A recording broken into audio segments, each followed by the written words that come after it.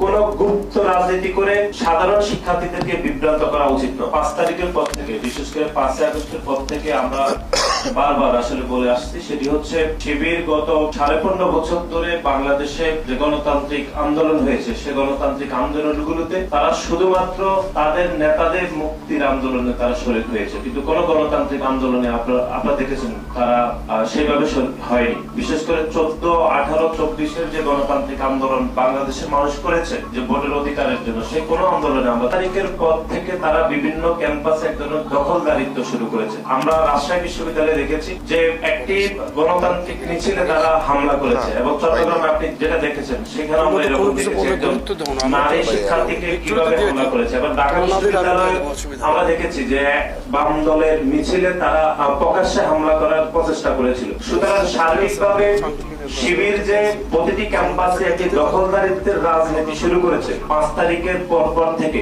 এটি এখন আস্তে আস্তে উন্মোচন হচ্ছে। এবং বাংলাদেশ জাতীয়তাবাদী ছাত্রদল সবসময় বলে আসছে যে এই গুপ্ত রাজনীতি করার কারণে সাধারণ শিক্ষার্থীদেরকে যে চরমভাবে বিভ্রান্ত করা হচ্ছে, এটি এখন স্পষ্ট হচ্ছে। এবং আপনারা দেখেছেন যে খুলনা প্রকৌশল এবং প্রযুক্তি বিশ্ববিদ্যালয়ে বাংলাদেশ জাতীয়তাবাদী ছাত্রদল প্রকাশ্যে সেখানে গণতান্ত্রিক রাজনীতি করতে চেয়েছে, কিন্তু তার বিপরীতে আপনি দেখেছেন যে ছাত্রদলের সমর্থকদের উপরে হামলা হয়েছে। হামলাকে কেন্দ্র করে একটি মব তৈরি করে বিশ্ববিদ্যালয়ের উপাচার্য সেখানে সরিয়ে দেওয়া হয়েছে।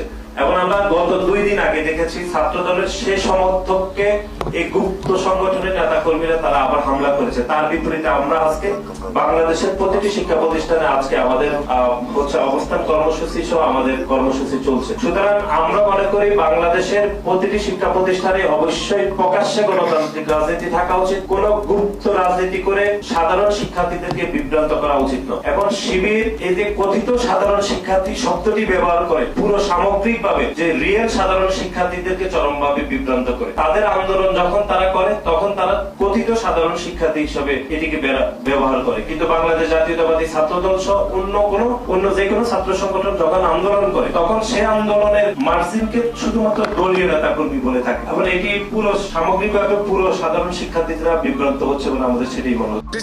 ডিসেম্বরে আমরা নির্বাচন চাই, জবাব তরুণরাই সময় মতো দেবে ইনশাল্লাহ। আমি প্রধান উপদেষ্টার বক্তব্যকে খণ্ডিত করে কিছু বলতে চাই না। আমাদের প্রিয় সাংগঠনিক অভিভাবক বিএনপির ভারপ্রাপ্ত চেয়ারম্যান উনি বলেছেন ডিসেম্বরে নির্বাচন দিতে হবে, ডিসেম্বরে নির্বাচন হবে। আমরাও বলছি ডিসেম্বরে নির্বাচন দিতে হবে। আমরা নির্বাচন চাই, জনগণের ভোটের অধিকার না।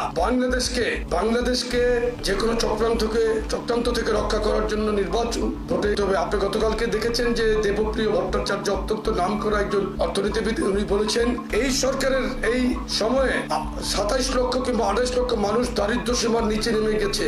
তাহলে কিসের বৈষম্য বিরোধী নীতি তারা প্রণয়ন করছে? বৈষম্য বিরোধী নীতি প্রণয়ন করছে, কোথাও তো কোনো বৈষম্য বিরোধী নীতি তারা প্রতিফলন করতে পারছে না। এবং টিআইবি আরেকজন নাম করা অর্থনীতিবিদ, একজন সম্মানিত মহিলা অর্থনীতিবিদ, ওনার নাম খুব সম্ভবত ফাহমিদা আক্তার, খুব সম্ভবত, উনি বলেছেন যে নির্বাচন না হলে কোন অবস্থাতে বিদেশি বিনিয়োগ আসবে না। একটি গণতান্ত্রিক সরকারই দরকার বিদেশি বিনিয়োগের জন্য। তারা যে বিদেশি বিনিয়োগের যে ঢাকঢোল পিটিয়ে আশিক চৌধুরীকে এনে তারা যে প্রেজেন্টেশন দিল, সেটার বেলুন কিন্তু ফুটে গেছে, মানুষ কিন্তু বুঝে ফেলেছে, কোনো বিনিয়োগই কিন্তু আসছে না।